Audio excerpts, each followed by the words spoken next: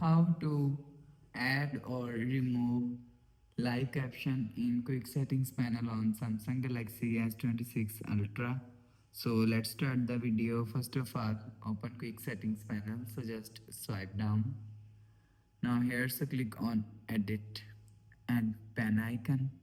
So after click on pen icon, click on edit.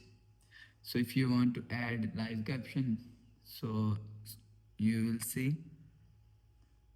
So click on sound, song, search. So click on song, search, and click on done.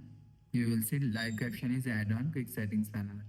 So you will see you will use live settings panel from here and live caption use.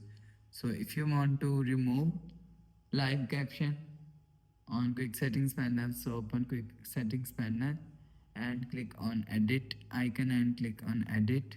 So you will see click on this minus icon.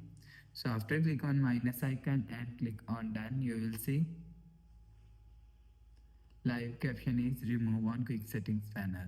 So after the process, go back to home screen, refresh phone. So that's how you can add or remove live caption on quick settings panel on Samsung Galaxy S26 Ultra.